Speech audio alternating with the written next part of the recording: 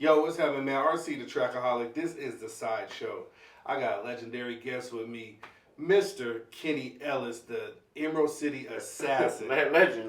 Yeah, legendary. I'll take that. Now, before we get started, because I don't want to get your titles wrong. Can you please tell me what your titles was?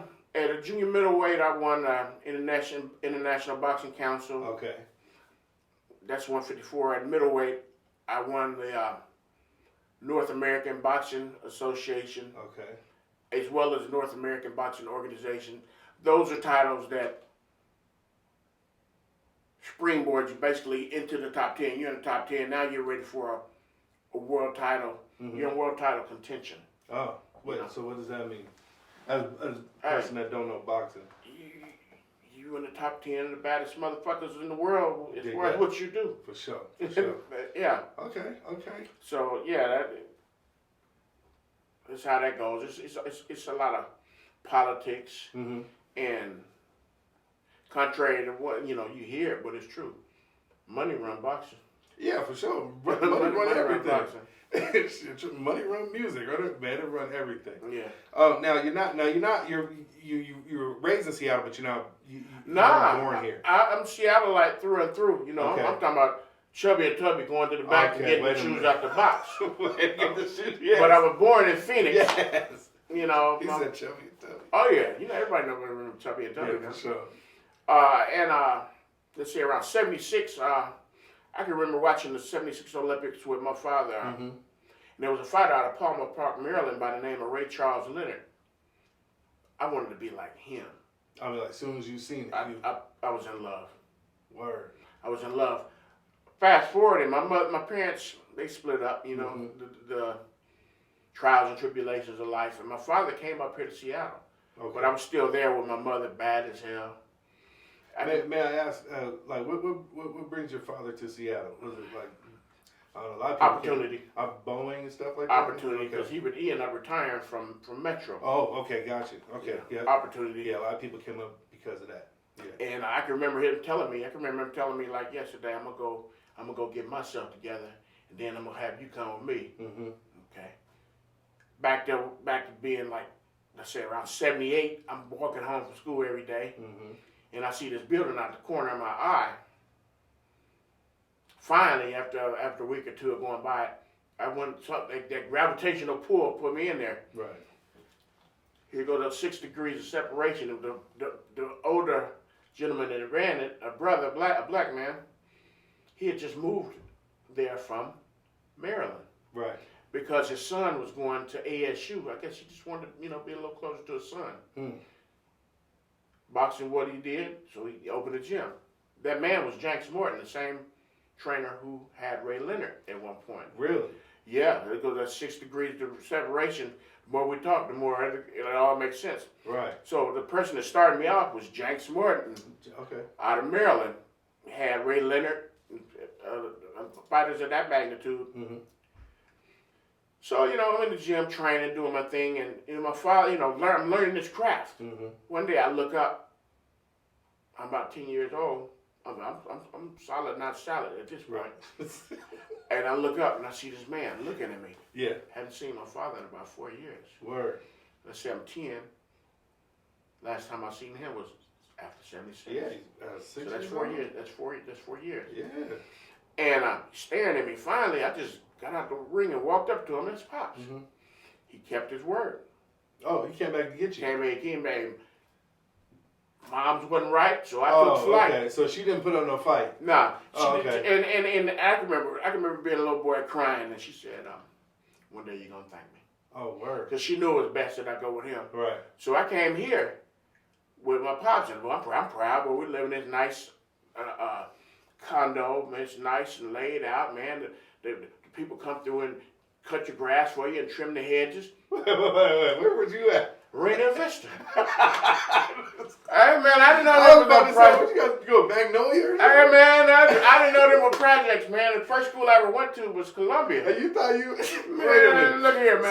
So you was in Holly what do you say, Rainier Vista. And you said you had a condo and the I thought they was, man. Cut your grass. Like I said, motherfucker from the projects, I Because from CDM, they want to die in. And you have a maintenance crew come through, trim the hedges. Mm-hmm. You got the baseball diamond right there where it's cut. It's just cut good as Yankee Stadium. Right. Shit. Yeah. 50, 60 yards away was the boys club. Remember the big boys club? Yes. I lived directly behind that. Oh, okay. So I'm all right, man. And I can remember, the first school I went to was Columbia Elementary. Wait, where's Columbia at? Where's that one at? Right there off of Rainier. Okay. All right. And I'm telling you, y'all making friends and this and that. And I'm telling you, yeah, man, because I live in such a Rainier Vista. Man, they holding each other up. Yeah. And I think back on them like, unappreciative bastards. That was good living. Yeah. Anyway, fast forward. Good living. Finally, after I got settled in, I raised, you've been raised by a man. Pop had a woman, but a man, he caveman. I ain't taking no regular Incredible Hulk, Spider-Man lunchbox to school. Right. He was trying to raise a man. It was too hard at times. So I'm taking the construction, Right. I'm going. You think I'm going to work? I'm going to the rock quarry with Fred and Barney and them. But finally, after I got settled in here, we went and found a gym. Oh, so you found a gym? Okay, on Rainier, on Rainier and Finley. Finley. It was a lot of people remember this. It was called Hillman City Boxing. Columbia. That's Columbia. Right City. right there in the Columbia. Yeah. Okay. Yeah. Okay. And it was on and popping. Mm-hmm. From then, I'm doing my thing. Just fighting. Little smokers and whatnot. Before I started, that's what they call them. When you go to a little local. That's not. Show. Oh, I thought you meant like crackheads. No. What's a smoker? Where different clubs bring their fighters and he's like, y'all mix it up and make a gumbo damn near. When you weigh 135, well, he weigh 130. Yeah, close enough. You guys spar, like you guys, is it like an exhibition or like you sparring? Pretty much both. Do you try to knock each other out? He ain't my homie. He forgot the duck. So anyway, I stayed with Pops. Mm-hmm. And we can do a little smokers, little regionals and stuff like that. From what's that? From 5th to about the 8th grade, I was here. Mm-hmm. I don't know why he did it, but he let me go back. I was missing my mom. Oh, you went back to? I was missing my mom. I went back. So my freshman year in high school was down there. Oh, okay. Yeah. Yeah. So And this around the time when the world went crazy. Right. The 80s. Yes. The mid 80s. And you gotta remember, it's Arizona. It's Phoenix, Arizona. It's right on the 10, I-10, where they bring the goods in. Mm-hmm. So I got homies. I'm telling. The statute of limitations is up. I'm telling you, I ain't mentioning no names. I got homies. These cats 13, 14 years old with Nissan trucks. Right. On them things and wearing more gold than the Pharaoh. Mm-hmm. And you got these pages on their hips and making more money than that teacher teaching us. This is like my freshman year. Still in school. Kinda. I'm the DJ Quick preached that song. Some believe in Jesus, some believe in Allah, but niggas like me believe in making dollar. Mm-hmm. That was what he's talking to me because he was saying he was waiting on the first of the month so mom could give him that little funky $20. Right. But I'm saying the homies getting that money. Yeah, for sure. I'm not ashamed. I just shit. I jumped off that porch and got it in. Word. I did. I got it in, and I turned into who's that?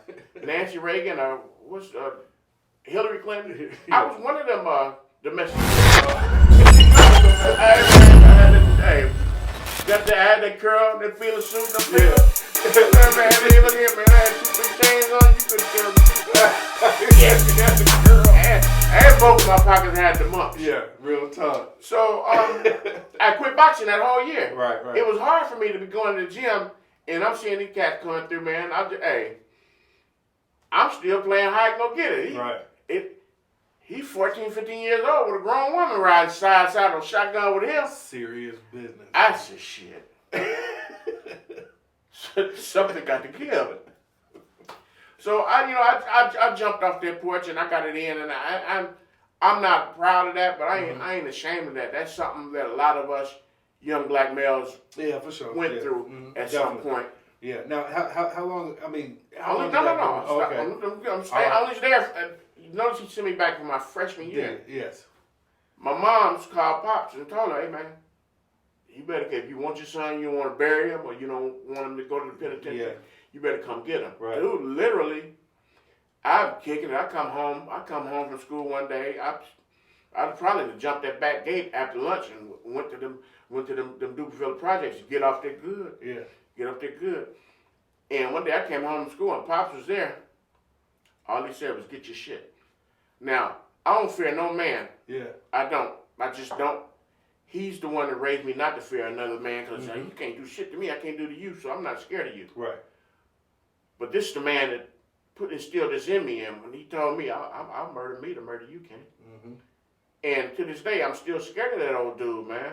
That's a cold line right there. He told me, so I'll murder me to murder you. And I know he's serious. Yeah. I know he said, get your shit. And I've always been scared of my dad, and there's a healthy respect now, Yeah. you know? Yeah, definitely. Hey, I do U-turn on the freeway about that dude. I'm scared of him. Real talk.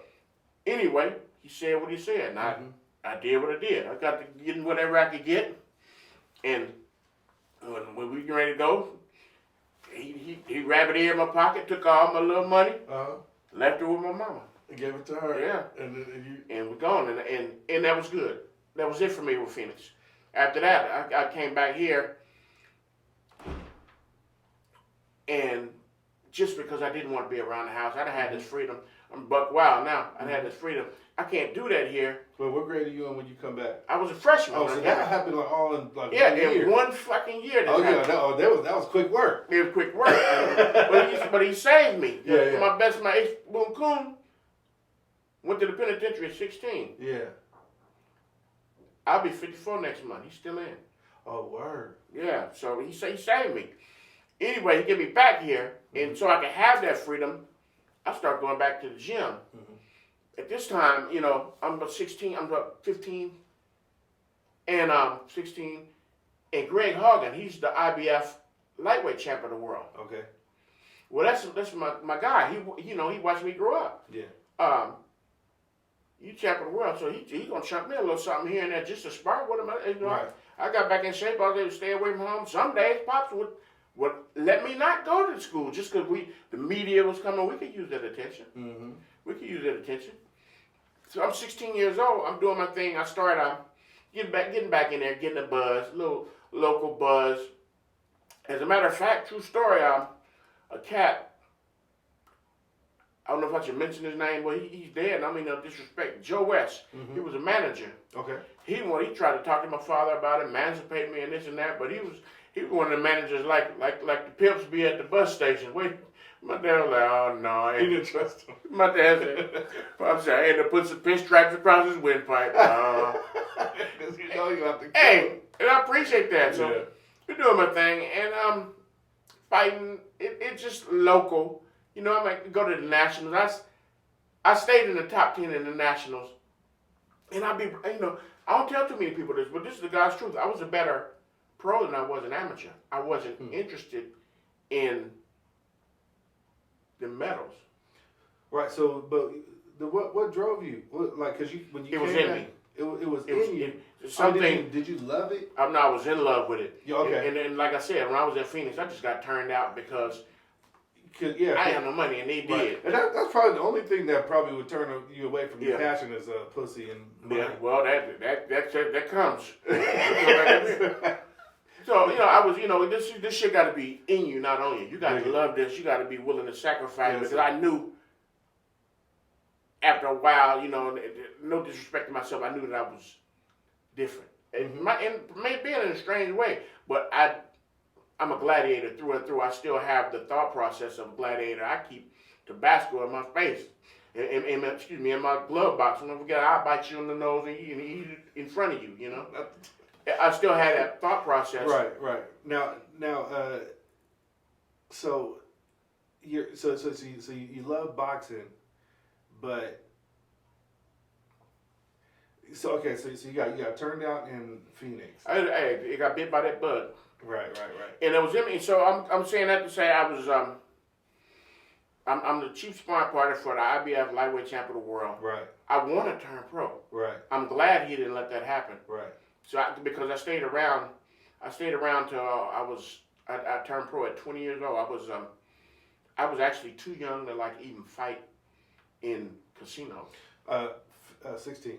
No. I'm saying from 16, Oh, okay. I never turned pro Okay. until 20. I was too young. You were still too young. I was too young. I couldn't get in. True story. I'm gonna tell you how funny this boxing thing is and how tight knit it is. You know who made it so I could fight in the casinos in Vegas?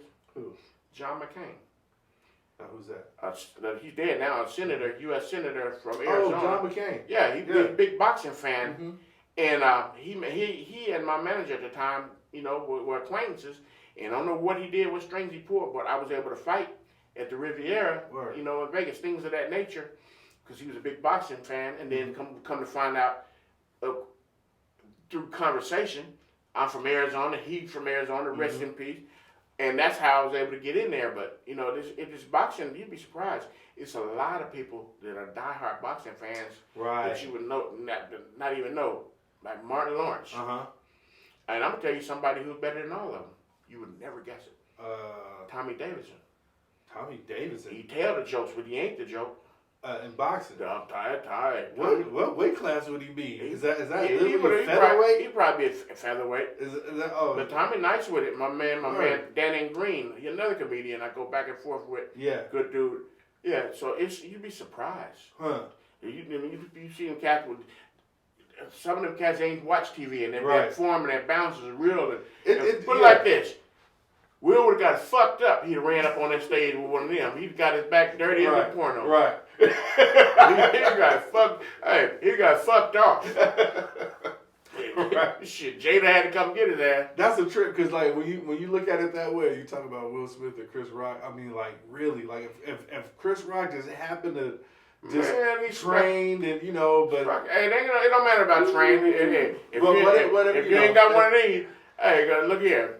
Every time that motherfucker see me, do the best you can. Right. Yeah, hey, you don't slap no man. To me, that's the equivalent of kicking a man or spitting on a man. Yeah, real talk. Damn, you ain't think enough for me to coil your fist up me upset? Yeah, a open hand slap, like something you do to a woman.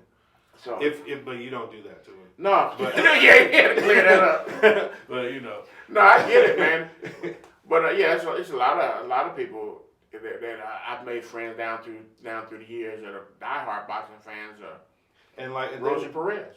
Rosie Perez, really? Rosie could be at all the fights, especially the ones back east, like in the garden. She's a fan though, but she know what she talking about. Oh, okay. She's a fan to the point she know what she talking about. She ain't some random there who I like him because his trunks is cuter than his. Right. Rosie know her shit. Have you met her? I've met Rosie. You talk boxing with her? I've talked boxing with her. One wish she could burp me or something. Yeah. I know she find up close. I've been bad. But I'm saying, man, because I do the right thing. Yeah. Shaking like a maraca. That ice scene. I don't know if you remember the ice scene. Yeah. Man. But anyway, back to man. No, I'm just playing. No, but so let's say I turned pro around 20 years old. Okay. So I didn't want to. Now why? Because I wanted to see it. I didn't make the '88 Olympic team. Mm-hmm. I said, let's hell with it. See if you can make the '92 team. But the big head, the little head the big head got overruled by the little head. Well, it depends on. Yeah. Anyway, one of them heads. One wasn't thinking. I zigged when I should have zagged. You fucked around and got tagged, man. And I had my first kid coming, and And you were getting ready for the '92 Olympics. I was. I wanted to stick around and see if I could make the team. But I had this kid coming, and it goes back to what I said. You can't hit the medals. Mm-hmm. So I turned pro, and I don't regret it because I've been through a lot of shit, and the things a lot of cats can't recover. Mm-hmm. Some cats, man, you can't. I've seen cats, man. I lived in New York, man. I see a cat come to town with his eyes full of hope. You see him 2 weeks later with his head hung down, walking off into the sunset with his pants being held up by a rope. just fucked out, just mentally gone. I mean, because of the game. Or The game. I know that The Cide. game. I mean, you got these men. I can tell you, some of these managers got the mentality of pimps at the bus station trying to get hoes. Right. I was blessed to always prevail. Now, my first management team, they came to town, and this was a childhood hero. Mm-hmm. This was a childhood hero, man. He been since retired and was training and managing fighters. Came here to town, man. Met with my father, Mr. Ellis. We gonna do right by your son. Shit. I was gone for about a year. Had to come back and regroup.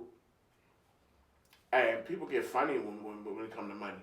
Mm-hmm. You know, sometimes I was fortunate enough to have investors who invested a lot of money, mm-hmm. but 3/4 of that money wasn't coming to me. Right. The motherfucker was getting my money, and I was like, man, like grandma used to say, something in the milk ain't clean. Now, I mean, it's a boxing game and everything. It's dirty. It's dirty. But I mean, like, did you ever just want to? Man, punch a motherfucker, like, really? Like, I mean, you can do it, but what's that gonna solve? Nothing. It's not gonna solve. But fuck around, having now you broke and you done caught a case. Right. Yeah. What you gonna fight it with? For sure. But anyway, so I came back. Mm-hmm. I came back. I remember this like it happened yesterday because, man, Mildred Taylor was fighting Terry Norris at Caesar's Palace. I was ashamed to let my dad know, man. They ain't working out, man. They done robbed me and this and that. I ain't saying that to him, man. I jumped on a bus. And I remember that bus passing by Caesar's Palace while that big fight was happening. Mildred Taylor, Terry Norris. That's why I'll never forget that night. That's some movie shit. Yeah, but like I said, it's all a blessing. Yeah. I came back. Mm-hmm. I came back and I couldn't do nothing once I got back, but regroup. Mm-hmm. It was a learning lesson, and back then I was still a puppy. Right. I was still a puppy. Yeah. It was a learning lesson. I think I may have been about 5-0 at the most. Okay, that's great. That's yeah. Yeah. It was a blessing. Mm-hmm. I sat here for about maybe 6 months. Mm-hmm. But this is what I know. This is what I do. This boxing shit. I do this shit all day, every day, and twice on Sunday. Right. So I'm saying that to say I'm a gym rat. I'm always in the gym. Mm-hmm. I get a call out the blue. What your weight look like? Oh, I'm decent. They flew me back to Richard Steele, out of all people, the referee. Mm-hmm. He flew me into Vegas. I ain't had no paperwork on me no more, nothing. Look, let me straighten it out. When I say paperwork, I ain't talking about no snitching shit. I'm talking about contracts and legal shit. Right.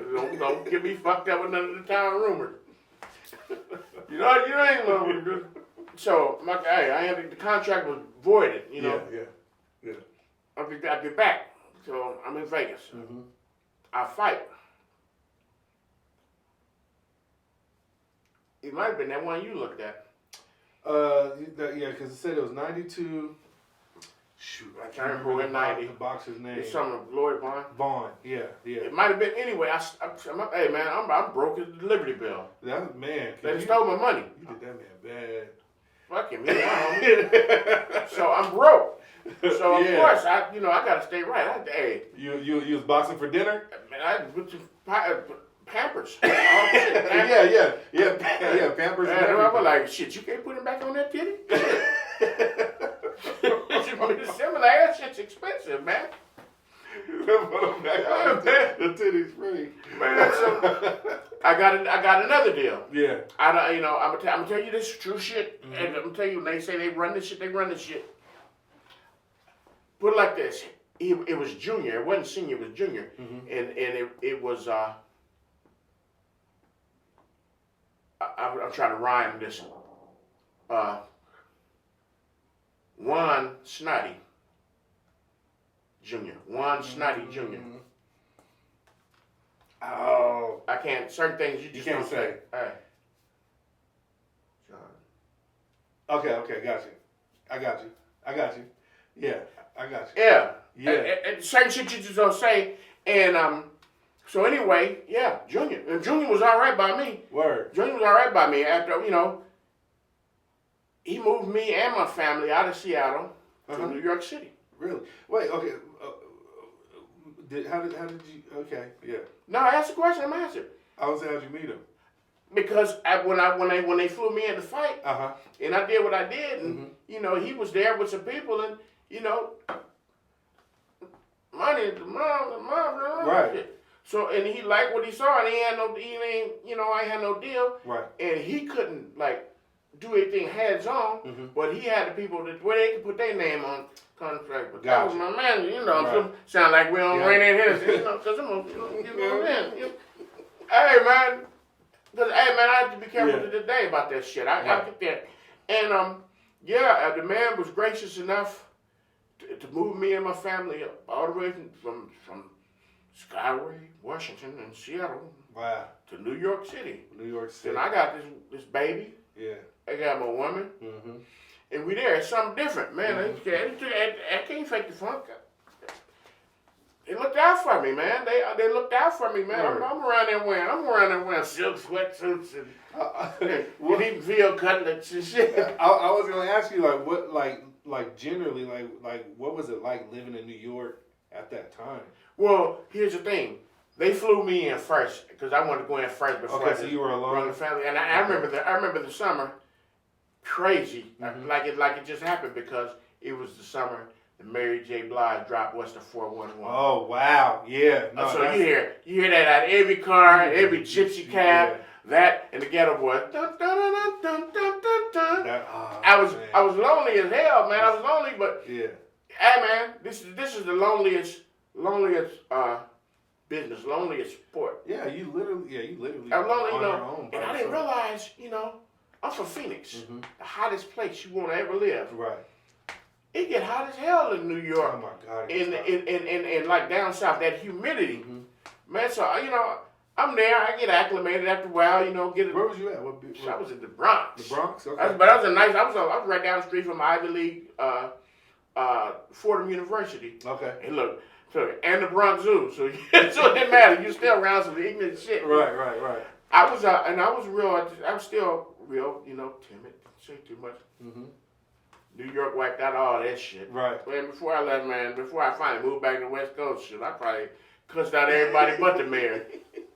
I mean, you moving too slow. Get the fuck out of the way already. Yeah, right. It's like that. People shouldn't be like that. But no, that's how New it's York the mentality. runs. It That's might how be. it moves. There's so many people.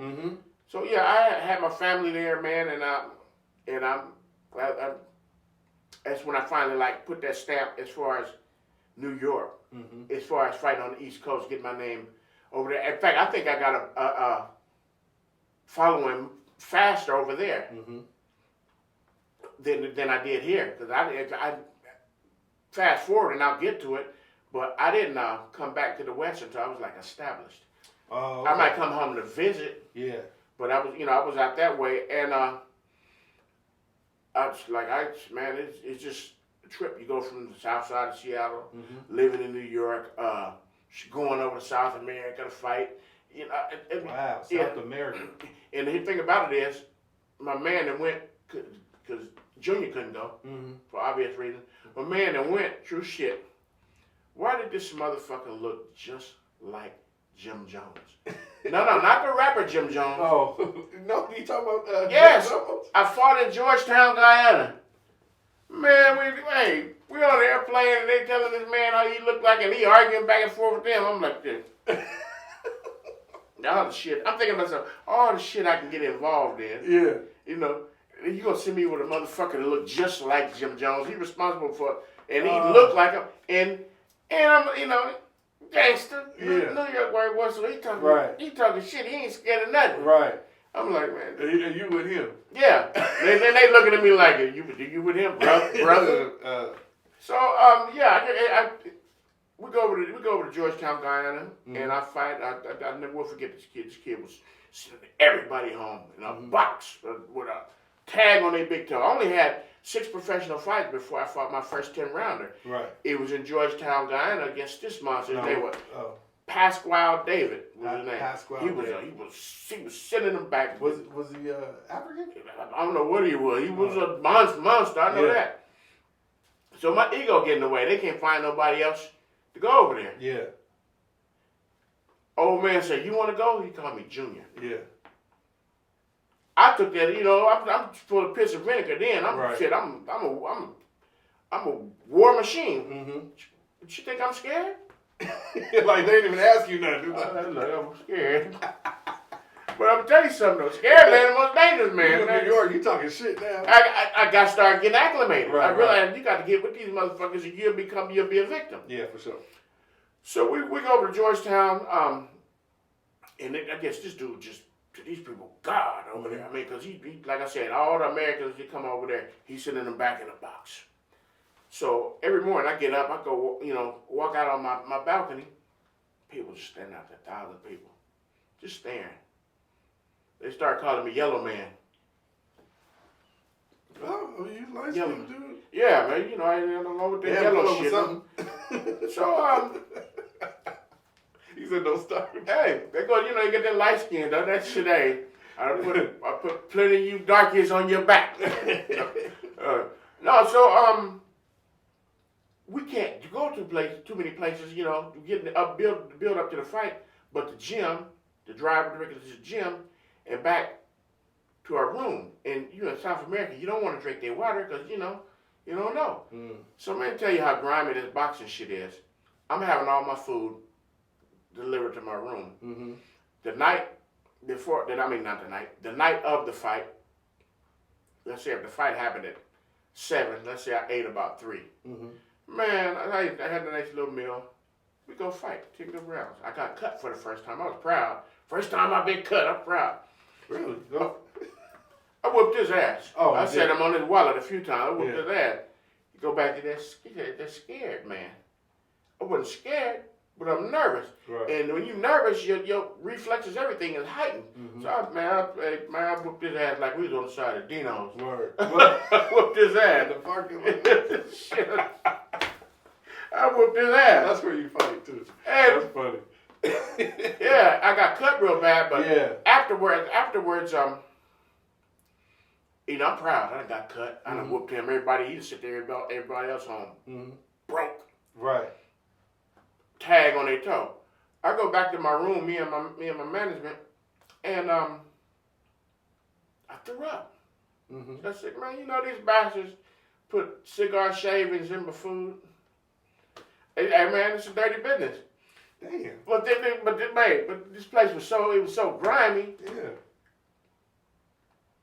My guy, my management thinking how you think. Mm-hmm. We supposed to leave at a certain time, man. We probably left about 4 hours early. We Yeah. snuck out of there. Yeah, for sure. Snuck out of there. So I get back to New York. I'm doing my thing. I'm traveling. I'm going to fight here, there. I'm starting to make a name for myself. How many cats from the South Side can say they done fought at Trump Plaza? Yeah, for sure. Let me get that right. Trump Tower? Trump Tower? No, I think that's Trump Plaza. You Trump. Yeah. Yeah. Trump Anyway, Plaza. he's a big fight. He's a big fighting fan. Right. He's a big fight fan. So before he was orange, Right. I've interacted with dude, and he was cool. Cool dude. The fight dude. Right. Dude. Of course, it's about money in his establishment. Mm-hmm. But I can say, I'm from the hood. I've interacted with John McCain, Donald Trump, because he's a fight. But how ironic. They couldn't stand each other neither. But I'm doing my thing, and after a while, my man that I failed to mention caught a charge. Oh, yeah, okay. Caught a charge, and this is some true shit. I'm an Arizona boy, but I'm Seattle raised, but I never got acclimated to cold. Mm-hmm. So I had a treadmill in one of his shops, and I can remember you remember the walk, man, back in the day. Yeah. I'm standing at the crosswalk, getting ready to walk back across and go up back in my building. This bum, hit my hand, trying to get my attention. So I stopped. I said, man, what the fuck is wrong with you, man? Hey, man, keep your motherfucking. What's wrong with you? I'll fuck you up. Blah blah blah. I wouldn't do that if I were you, Kenneth. And then that bum wasn't no bum. Them alphabet boys and say, hey, man, you around some bad shit. Man. Yeah. And I left it at you know what I did? Yeah. I took it to advice. I went home. Yeah. I went in the building. I went up the building, up to my unit, and I told my woman, Call UPS. We gonna ship all this shit. Yeah, and that's what happened. I ain't ashamed. You know, I ain't even mention no names. I ain't ashamed, but then you think it's cool. Then you start using your thought process changing when you become a father. Yeah. And I started thinking about that shit. I was like, yeah, no. Yeah. But and on top of that, my man had caught a charge. Mm-hmm. So to me, they voided that shit anyway, because you had somebody else, you know. Right. I want to go home anyway. After a while, I want to go home. Mm-hmm. So I'm gonna keep flowing with it because it get interesting. I get back to the West Coast. Okay. To West Coast. And when I say West Coast, I came back to Seattle for a little while. Okay. So you came back to the town. Yeah, back to the town for a little while. I'm established now. I'm probably about like 12 and 0. Wow. But I'm starting to get out there though. Yeah. My mentor, John David Jackson, two-time world champion. Currently, he's the head trainer for Clarissa Shields, and he's trained multiple world champions. Went to Garfield. Oh, really? Yeah, he's from here. A lot of people don't know that. He's like my big brother. He put me down. He knew my situation, so he put me down with some good people. And I was back rocking, you know. You got that management, you got that weekly salary coming in, you know. Right. Hey, man, I don't like having no misunderstandings with my money. So of course. He put me, you know, and they start getting me back out there again, you know. This shit happened how it happened, and I'm glad because I got a lot of wrinkles. And what I mean by that, a lot of knowledge from it. And it's been days, RC, when I've been standing out over the Pacific Ocean, and 15 hours later, I'm on the other side of the world in Brussels, Belgium. Man, that's looking out over the English Channel. This boxing shit'll take you a lot of places. Right. If you fuck it, I'll get cocky with it if you could. Yeah. If you take care of business. Now, backing up, John put me down with new management. Tom Loeffler was his name. Okay. Tom Loeffler had myself, Triple G, the Klitschko brothers, and Shane Mosley at one point. Okay. I've heard of Triple G. Yeah. Yeah, Shane Mosley. Managed rock groups and shit. So I'm back out there, you know, like I said, kid from the South Side. So he got me signed to his group called Mouthpiece Sports and Entertainment. They manage rock groups and this and that, and they also scheduled Ali's appearances. So I remember being this kid, I'm still a kid. I still got Similac on my breath. I'm in Malibu, California. I'm talking to Ali, but not really talking to him because somebody told me if you look down in the canyon down there, Janet Jackson house down there and this and that. So I'm looking over there. I'm trying to see if I can see you know, she's in control down there sunbathing or something. But Ali talking to me. We standing out on the balcony and talking to me. This, you know, that would never be disrespectful toward the greatest. This is when he still. Oh, he was getting sick. You could understand him. Oh, you can. So you can still understand. You want to be great? I'm still looking out in the grid. Yeah. What you? Yeah. You got to suffer, and that always stuck with me. You got to He suffer. thought I wasn't listening, but I was listening. You want to be great? You got to suffer. You got to suffer. And he thought I wasn't listening, but it stuck with me. Right. And shit, man, that'd pull me out of me that night. I had him motherfucker on me like a cheap suit, and I was like, man, I got to suffer a little bit, but I got to get you off me. Right. So you know, I mean, this boxing is a blessing. It can be a curse, but the blessing with me is I hope you can hear. I speak clearly. I'm not dragging my words. I have a broad vocabulary. I'm not walking on my heels. A lot of fighters don't get out the game like that. Yeah, for sure. Sometimes this boxing shit, you don't retire from. Yeah. It retire you. Yeah. So you know, it's a real dirty thing. So anyway, I'm going back. I got new management. Okay. The trainer that they want me to work with, John, he was training John also, so I'm in John's swear by, so okay, that's cool. So I'm going back to the East Coast, but this time I'm going to Philly, and I like Philly. Philly's all right by me, man.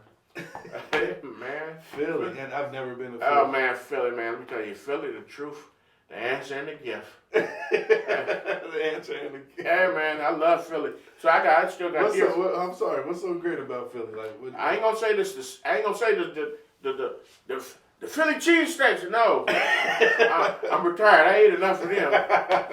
No man, it's just a vibe, man. And you on the East Coast, but it seems like Pennsylvania remind me a lot of Washington, especially like if you go up into the country. Same kind of environment, man, and the people.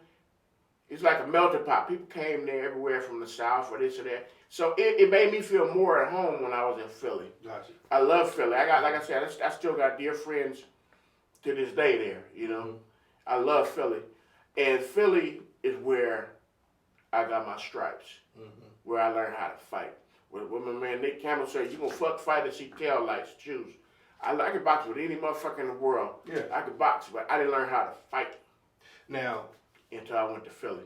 Oh, you said you learned how to fight. You said you could box. It's a difference between box and fight. Yeah, it's a difference between boxing. Okay, you gotta break that. Yeah, you gotta break that down for me. Sometimes what Scarface say, you gotta let your nuts hang. Yeah.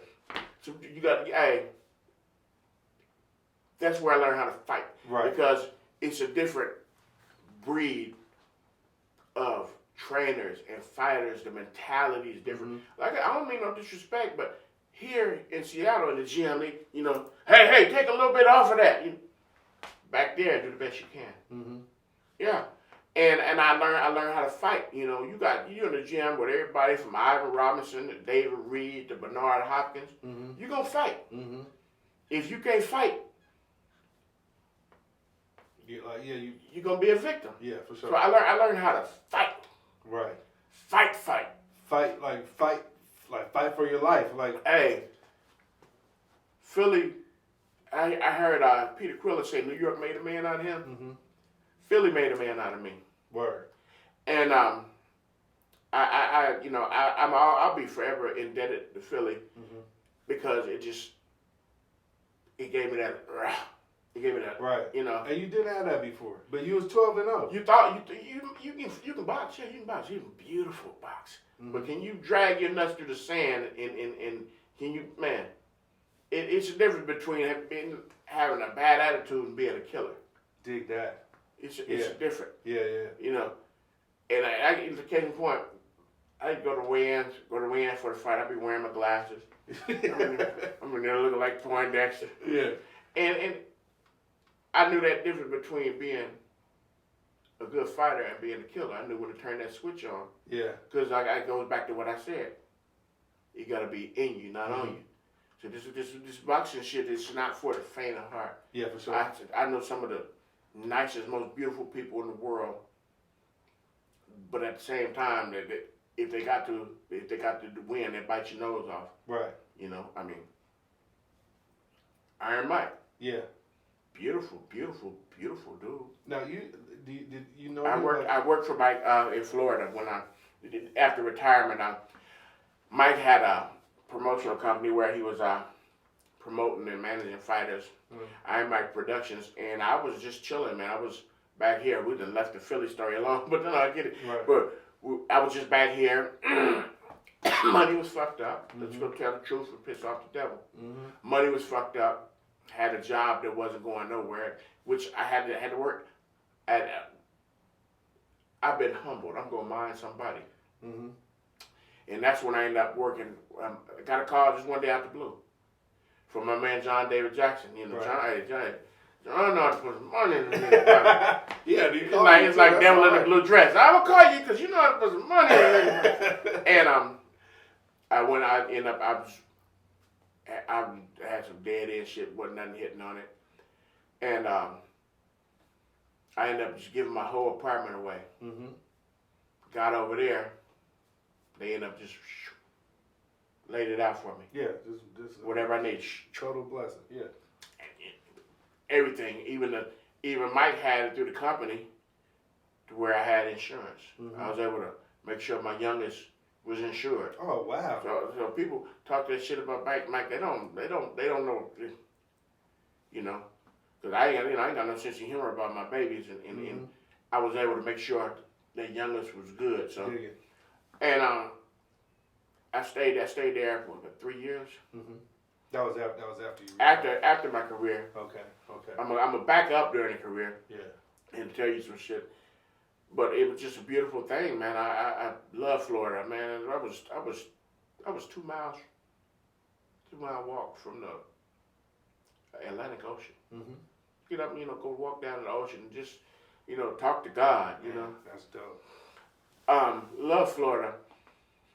I'm not really sure what happened with that situation. Mm-hmm. It wasn't Mike, but sometimes you got people around you. Man, I'm gonna tell you something. Money make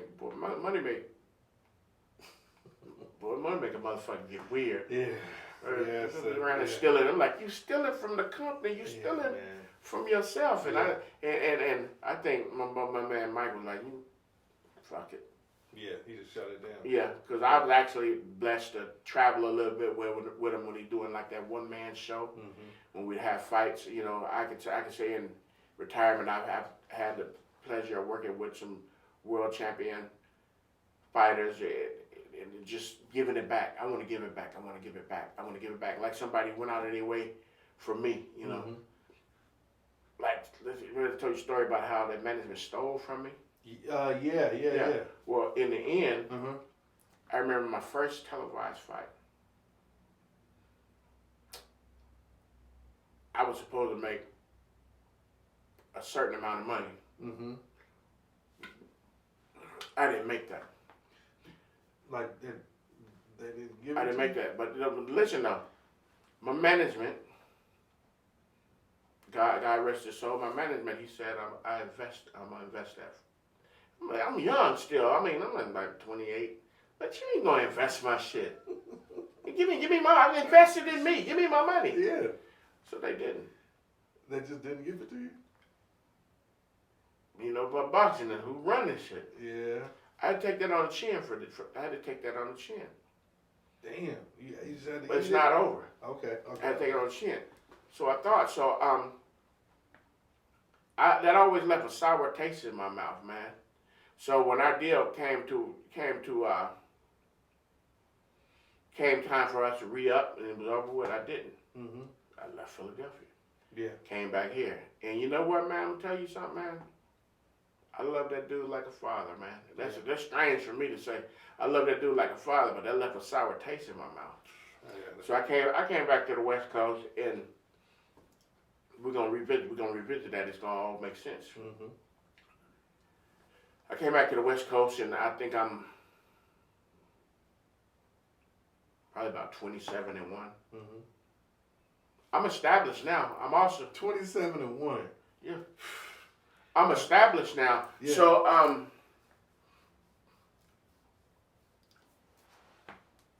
I want to fight at home. There's a local casino here, Right. and it's starting to build up. Yeah, because it was just getting started, right? And yeah, it started to build up. And when I went and met with the man, I had a reputation. I didn't know that I was hard to deal with.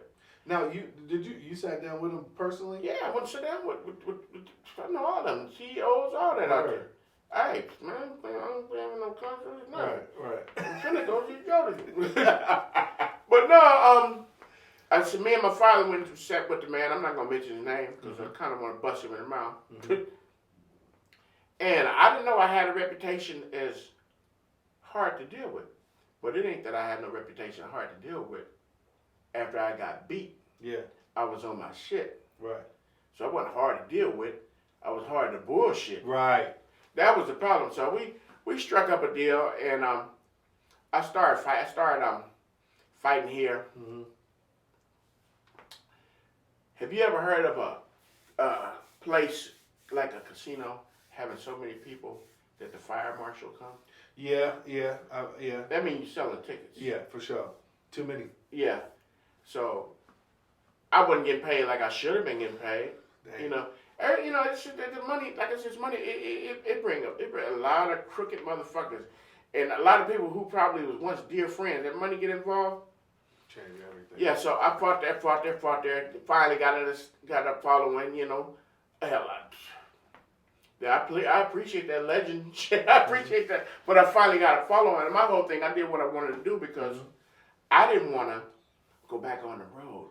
I was like, I'm established. I'm going to come home and shit, let them come to me. Well, after a while, I'm established and I'm jump back in the top 10. Now, these motherfuckers, they flying them in for me. I'm knocking these motherfuckers down now. I'm the biggest middleweight in the world at one point in the top 10 because I was fighting every 6 weeks because I was blessed. Okay. Because I wasn't getting cut. So that's 6 weeks. Yeah, I'm not getting cut. Yeah. I got a follower now. I'm me and who was that? Boy out of Ecuador, Fernando Zuniga. We're gonna fight. No, the fight that put me on, I take that back. That put me on, it was a fight that was gonna get me the shot. Was a local kid here. He ain't like me. You know, you be around somebody you don't like me. And I don't, to me, I ain't no saying, but if you don't like me, the problem with you. Cause hey man, I get along with the Bloods and the Crips. You know, I'm good. Hey, don't trip about all this blue. Tomorrow I might have a red. I ain't got no problem with none of y'all. Understand me? Right. And me and this kid in a fight, and I got, I knew he didn't like me, and I guess he was following the word. I guess I wasn't. He said, I'm gonna knock him out because he's a blasphemous or something. I said, man. Oh, so you're trying to use Jesus on you? Yeah, it's all right. Jesus don't work corners. Trying to get the Bible on you. That's all right. What did you say? You said Jesus? No, Jesus don't work corners. There ain't enough fanning in that Bible. So I starched that motherfucker like some khakis in 3 rounds. You said 3 rounds. It was comatose. Ooh, but after that is when it started getting on and popping because we're gonna fight this kid from Ecuador. Oh man, this dude was a walking muscle. I never will forget his name. Every shot he hit me with on the arm, my shoulder, it hurt. I went, ow! I want to holler like a little girl. Fernando Zuniga. So we fought. Out of 12 rounds, I probably took 10. But that motherfucker hit so hard, if he wanted to run it back, I would have said, man, you have to give him the belt. Give him the belt. Yeah. So you got out with the W. I got the W. Now I'm rated number 2, number 3 in the world. We should be in line. We should be in line for a world title shot. Right. Sometimes management just ain't strong enough. I got new management. I came back here. I outsmarted myself. I'm going to be brutally honest. To me, when I think back on it now as a knowledgeable businessman, say I didn't know it. Now I understand the business. I shot myself in the foot. It was career suicide. But I'm rated number 2 or 3 in the world. We fight. I get rid of him. And I'm thinking, you got to give me a title shot now. Yeah. You got it. I'm rated number 2. Who's got the title at that point? I can't tell you. Okay. You got to give me a title shot. So they threw some more shit at me. But I ain't going to. I'm going to keep it all the way funky. I'm feeling myself too. Right. I'm kicking it. Dude, I'm everywhere from the Virgo party to the after I went down the street. You know what I'm talking about. That's right. Oh, man, we're at the juke joint. You understand me, man? I'm doing too much. Man, shit. Hey, I woke the chicken up so he can go cock it in. Hey, man. But if you can speak to that though, just a little bit, like being like that kind of status in Seattle. It's bad to be a professional athlete and stay in your hometown. Oh, word. You have too many distractions. That's interesting. You know where everything is. 1,000 motherfuckers want tickets. You can't make everybody happy. And who's that? Nipsey Hussle. Everybody can't go. Right. It's bad. I shot myself in the foot. I should have stayed back east. And then what? And then coming back over here to fight? Even so, yeah. It was too much of a distraction to come back here. Even my the mother of my child, she told me, we go back home, but it ain't gonna work with us. Word. I ain't believe we came back home. Shit. Hell, if I knew the hell I was gonna catch, I'd have been sent the ass back home. No shit. I'm just keeping it all the way funky. That's all day, man. Motherfucker gave me hell and charged me rent. You know how many motherfuckers pay rent on hell? That motherfucker had me talking to myself. You ever been in the mirror looking at yourself? A regular man ain't gonna accept this. Hell yeah. I was young, I was dumb, In love, I thought that was the one. Shit, if I see her ass coming now, I might call the police. Call Kitty a snitch. Yes. Come on, man. I call the police. So you rebuke. Oh my goodness. But yeah, man, I should have said yeah.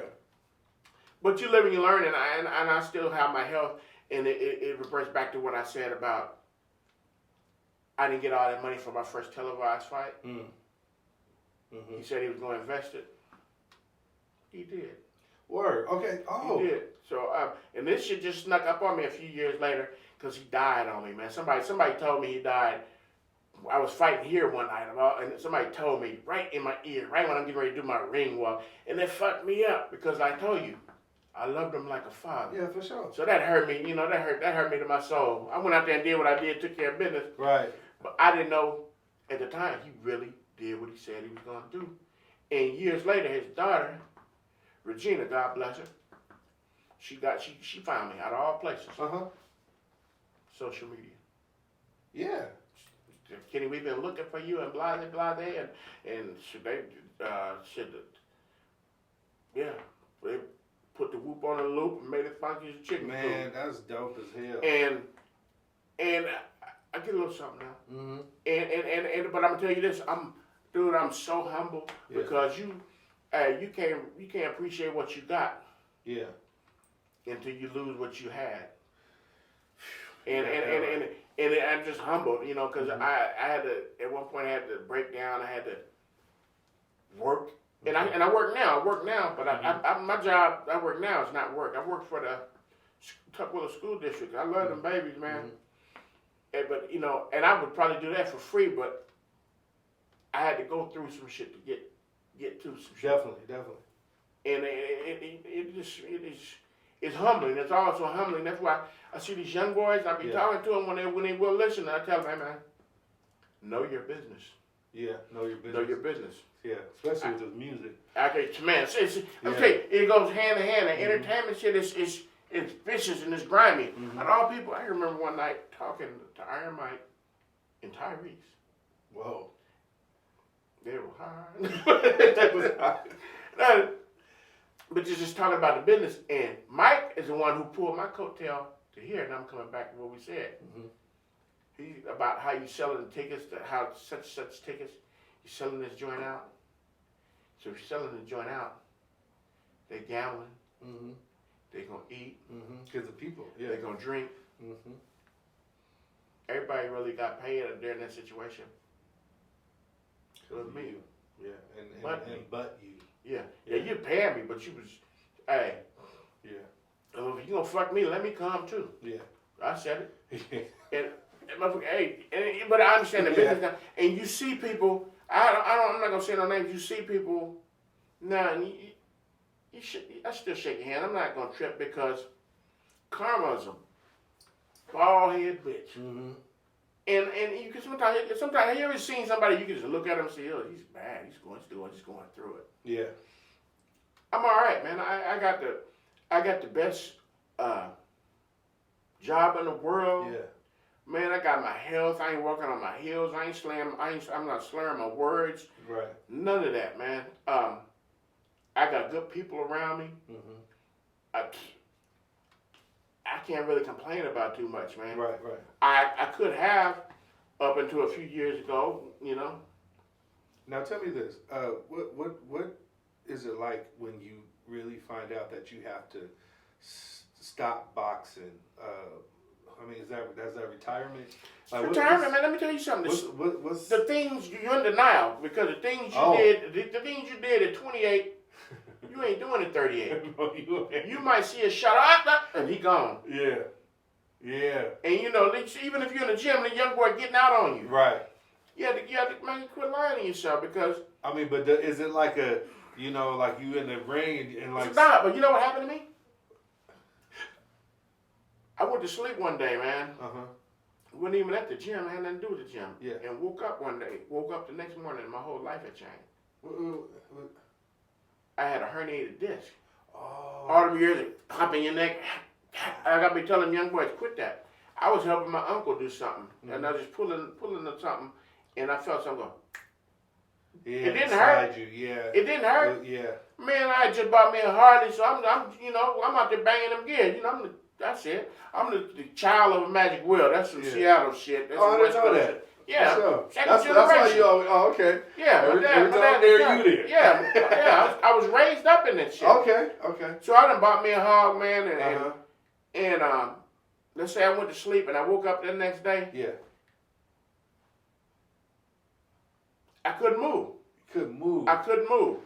I remember I couldn't move, and I'm hollering and I'm reaching for my phone, and I'm thinking it's your legs now. So I rolled out of bed, fell on the floor. You really couldn't walk. I couldn't do nothing. I called my lady friend at the time. Told her, hey, something wrong. So yeah, I need you to come get me. And God bless her. God bless her. She came through. She was a trooper too, man. I told you she had to lift you up. She had to lift me up, but shit. After a while, I'm able to, get myself together. But yeah, I was fucked up, man, for shit. Probably a decade and some change. Because behind that? Yeah. That's why, keep it on excuses. Yeah. That's why I got big afterward. Because I couldn't work out and do anything because I had the herniated disc. Finally, after about 10 years of running from it, I was in Florida with this thing still. I hadn't addressed it. Ooh. But I was fucked up, man, to the point where, like my arms was numb and shit. I mean, real talk, arms was numb. Oh, yeah. I've been through that. Well, not like that. Yeah. Back pain is... I mean, you holding the pads for fighters and shit, and, you running through certain drills. Yeah. But I couldn't really move around like I wanted to because I had a herniated disc. I know you've seen me as us being children, teenagers, jogging at some point. Yeah. Who in the town haven't seen me jogging? I have seen you jogging. They'd be like, who's that? Because you spoke to somebody I was with. I was like, who's that? I was like, that's Kenny Ellis. And I was like, oh, shit. I'm saying that to say that I love and I miss. Yeah. I miss to this minute. I miss being able to get out and run, but this herniated disc, it changed everything, man. But once, I quit running from it, man, and finally, got the surgery, I'm gradually still to this day coming back, but, like I tell them young boys, hey, man, you don't appreciate what you got until it turned into what you had. Dig that. I can say boxing didn't retire. Oh, he left. He a punch drunk fighter and he slurred. Nah. Yeah. I did just a freak accident, just from years of cracking my neck. Not that ain't no accident. No, you mean just like the habit of people doing it? Yeah. But So I see them youngsters. I said, stop. No, boxing. And you know, like I said, you can tell by my vocabulary, my words. Boxing didn't do nothing to me. Right. I'm sharp as a sickle on the tip of a witch's nipple, Smooth as Talcum, smart as Malcolm. X, that is, Twice as nice, couldn't be hitting ass with a fistful of rice. I'm gonna tell you, I'm gonna talk this shit. Oh, that reminds me, man. They say I missed. You motherfucking right. I'm saying that motherfucker hit me out with a fistful of rice. My slip game was 2 nights. Dig it. I know. Look, I don't know boxing that well. Talking to Ali on that deck. Yeah. He the one said, man, just talking to him. He think I wasn't listening. I'm looking down there trying to see Janet. Let me see Reedy or somebody. But he talking to me. I'm listening. He was telling me that the human body it's not built for that. It's not built for that. It's not. Mm-hmm. Boy, make sure you up under yourself, on balance, and you have some good defense. Yeah. And it's true, man. I can tell you, like, a lot of fighters, I've never been hitting the nuts and nothing like that. Because I'm always at a certain angle. I only have one head clash where they had to stop the fight. I'm going back to that. You got cut. Yeah. I'm going back to that when I say I return. Uh-huh. Okay, I beat Fernando Zuniga. I'm rated number 2 or 3 in the world. Mm-hmm. I should be getting a title shot at this point. Right. Politics or some backdoor shit. Mm-hmm. They threw somebody else at me. Right. I tell you again, I'm feeling myself. I'm in my hometown. I'm kicking and I'm at the true shit. My right hand to God. I put on so much weight in between the fight. The fight was, you got to weigh in at 160. Uh-huh. I'm at exactly 190 and got 30 days. 30 days or 30 pounds? my right-handed guy, my nutritionist, David Grasafi, God bless him. He got that weight off me. He got it off in 30 days. Well, here's what I would do. I would get off around the homies and them. They would take me off. I ain't going to even say where I was at. I was here. But I was literally locked down when I got ready to fight. Huh. And I'd stay with my nutritionist. Hold on. You tell me what direction? East, west, south? Oh, I was south. You was at south, okay. Yeah, I got out of it. I wasn't in King County. They take me, literally locked me down with my nutritionist. Anyway, he got that weight off me, man. But the fact it took the weight off so fast, I was dry. Not hydrated. I probably was. Just your skin dry from losing the weight so fast. Right. Remember when I told you I was the busiest middleweight in the world in the top 10 because I never got cut. I was dry because I lost so much weight. Yeah. And whenever I was here, a lot of these fighters doing this, doing that. Every time after I weighed in, I would eat something, and then I would go get an IV. Pedialyte, Gatorade kind of thing? Yeah, and I would always give me a shot. Yeah. I'd always give me a shot in the ass about 4 days before the fight with B12. Okay. No, that ain't no illegal shit. That's just replenishing what you lost getting ready for the fight. Right. Back to what I said, I was dry from losing all that weight so fast. Skin kind of brittle. Skin, very brittle. Yeah. And the dude that we was fighting, Kingsley Aikiki, he had these beads in his head. And I'm telling the commission, the athletic commission, hey, y'all. He fought with the beads in. Yeah, I'm like, y'all gotta take. He gotta take them. He can't. We can't fight like that, man. They didn't. I may have been hard to deal with. I don't know. That was the word because the commission, athletic commission, let it fly. What you're saying is though, this is like what, a few days before, or before the fight, he still got the beads in his hand. I'm like, man, y'all gotta take them. He can't. They didn't. Anyway, we fought. We clashed heads. Ooh. I never was one to cut. Yeah. Like I said, I was one of the busiest middleweights in the world in the top 10 because I didn't cut. Yeah. I cut because I was so dry, because I lost so much weight. So everything was right except for, that's like. Yeah, but that's nobody. That's like a freak. You know who that is? Whose fault it was? Me. Like I said, I'm feeling myself. I'm kicking it. I'm at the Virgo party. I'm at the I'm in the stanky legged and all that other shit. Hey, doing shit I ain't got no business doing, chasing them out. No, really. But let me tell you how fucked up. This game is. Yeah. The promoter was gonna win either way. Right. Because he had me under contract. If I won, I'm gonna get the shot with Arthur Abraham over in Germany. Okay. Motherfucker went behind my back and signed that motherfucker too. Well, yes. Yeah. So when you guys fought, he got paid either way. Ain't it, hey man, it's a foul game. Look, okay. So that's not. Well, Don did it all the time. Okay, right. Yeah. But Don would have his son have one of the fighters. Right, just keep it in the family. Yeah. This motherfucker had him and me. He was eating out of That's not some kind of illegal like in the court of law. Not like. Conflict of interest or breach of contract? No, but here's the thing. Don't be shaking my hand about I love you like a son, I love you like a little brother. Right, at least, yeah. But you over here collecting at the same time. Put it right there. You know, and so, it happens. It's happening right now somewhere. Yeah. But I had a beautiful career, man. I got to see the world. I made all kind of friends. I have all kind of different experiences. I've learned a lot. I still got my facilities. I'm still pretty as the prom queen. Hey man, look here, man. Smooth some fat baby's ass. I'm good. I had to learn a lot of shit. Some of that shit I had to learn the hard way.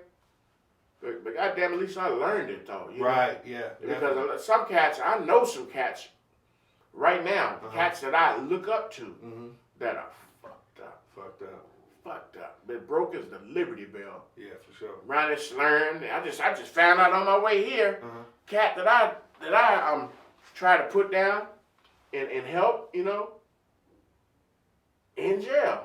I'm like, how you go from being on worldwide TV, having a name for yourself? I'm not gonna shout him out. A name for yourself to an inmate. Right. Important decisions, man. But you know, and another thing I stress to them young boys too, man. Hey, man, know your business, man,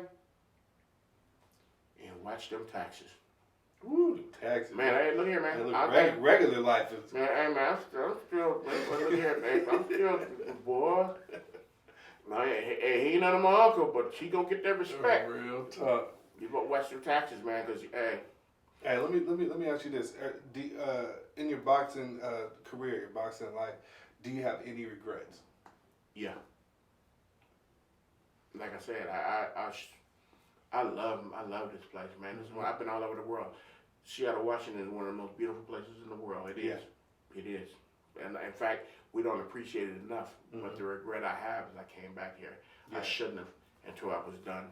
It was too good to you. I shouldn't have until I was done. And also, I have the regret I was too nice.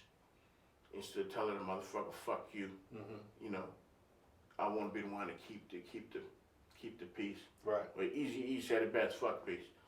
And the last one, I'll be honest about this boxing shit, is in me. I know I do it better than 3/4 people in the world when I was active. Right. But because of that, I took it for granted. Did you? It was too easy for me. Too easy for you. It sounds cocky and arrogant, and I'm not neither one of those things. I'd like to think that I'm a very humble, grounded person, but it was so easy the way I took it for granted.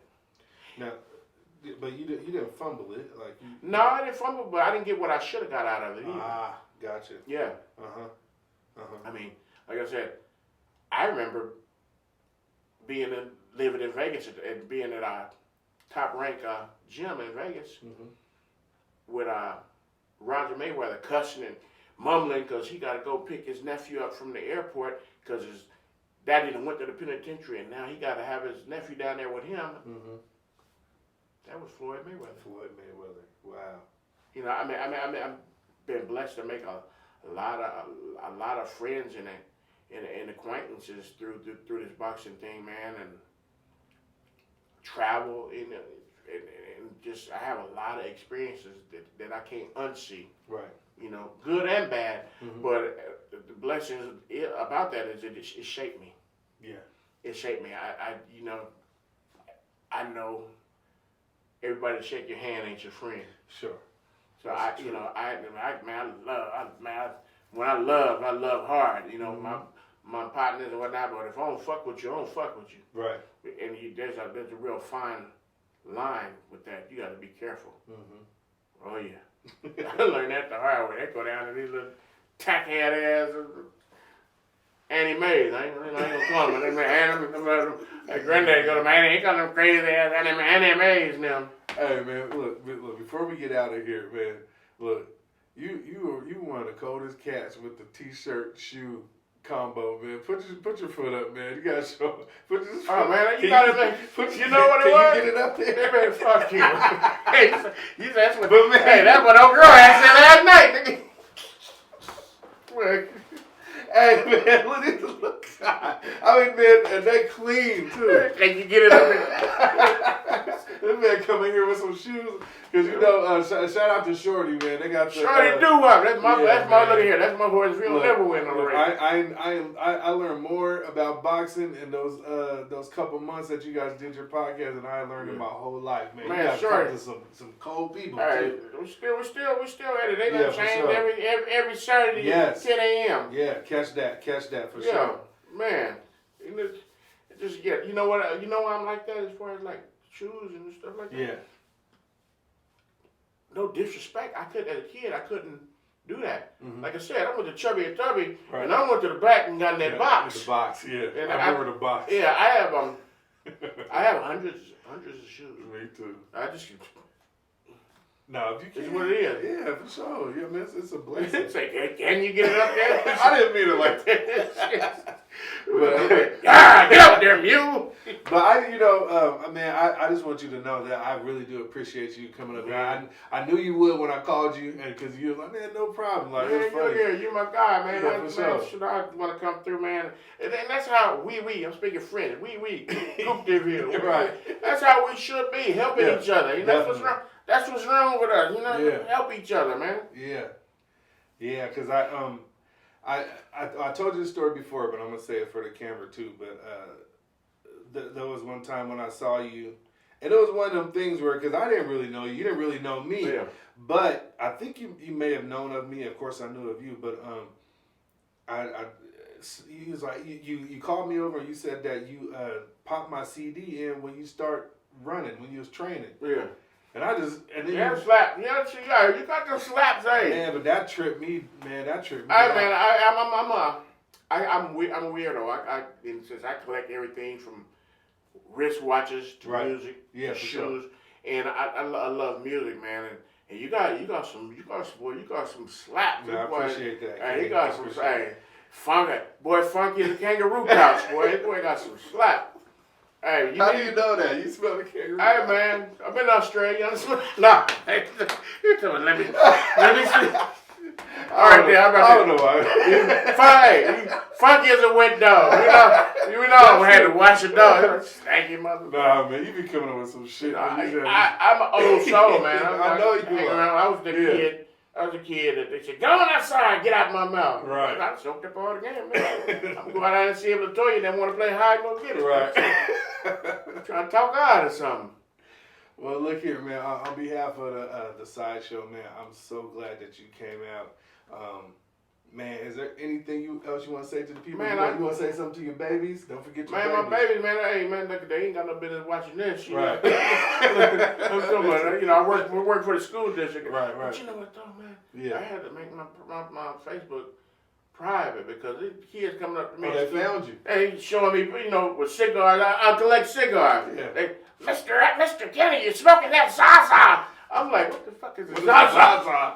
Oh my goodness! You So I had had to make it private. I had to make it private, man. Mhm. But I like I said, I'm so humbled because I get to work with kids, man. And like I said, I don't take care of them kids, man. Them kids, I think they take care of me. That's wonderful. And I'm gonna tell you something on this fucked up note, man. Some sick bastard just kidnapped, drugged, raped, and murdered one of my kids, man, from school. Gracious. This was the most fucked up weekend I had in a long Yeah. time. I couldn't sleep. But I'm comforted because I know, I just feel it. Yeah. First of all, I ain't talking too much. Mhm. It's going to come out. Mm-hmm. But, and that's my baby. I can't mention her name because, Right. obvious reasons. But, yeah, Well, I got the best job in the world, and I've had a life. Mm-hmm. In fact, it sounds so corny. I got some cats wanting to write a book about me. That's not corny. I just, hey, man, I lived a good life, and I've been blessed, man, to be around cats like you. Mm-hmm. Shorty talk, linking up with Penny. Shorty can talk. Yeah, he can talk. He gonna be the Rakim in this podcast shit. He is too. But yeah, man, it's all good, man. I got no complaint. If all this shit ended tomorrow for me, I'm good. Wow. I'm good That because says a lot. because how many cats can you look at and tell them with a straight face, I lived out my dream. The shit that I used to daydream about, I've done. Yeah, So you've done. Yeah. I'm good. I'm what Chris Rock say. Now my goal is to leave my kids with a will Right. instead of a bill. So Yeah. I'm working on that. But Right. if this shit ended tomorrow, I'm good, man. That's a blessing. It started out funky, but it smelled good. Yeah, for sure. I had to go through some shit to get to some shit, and I appreciate it all. And shout out to cats from right here, Mm-hmm. Kevin Branham, Mm-hmm. Paul Spates, Lamar Vassar. Last but not least, my big brother figure, Mathis Hill. Right. Hey man, all them cats went without a sacrifice for me as a kid coming up, man. Yeah. To the point they all still have like that big brother reverence, Yeah. Hey, yeah. Shout out to them cats because it's some cats that went without and didn't have to. I can remember one time, man, I broke as a Liberty Bell. Mm-hmm. My man was about to get some gas, gave me half so I could get some gas too. Right. Hey man, it ain't always, the sun didn't always shine and the rose wasn't always bloom. Mm-hmm. I had to win. No, I had to lose to learn how to win. Yeah. And that's what happened for me. And when the music stopped and the lights came on, like I said, I'm good. Right. I'm good. Man. On that note, man, we're going to get up out of here. Kenny, thank you so much. Like my anything, man. Anytime, like You I know said, what I'm saying? when I saw that, I was like, Because I always want to talk. I want to talk to you one on one. Because I know the people. There's a lot that I felt like people should know. So. well, yeah, I went through it, yeah. But you know what? I'm Tony the Tiger now. I'm great. And on that note, we up out here. This is the Cide Show. Peace out. Blessings.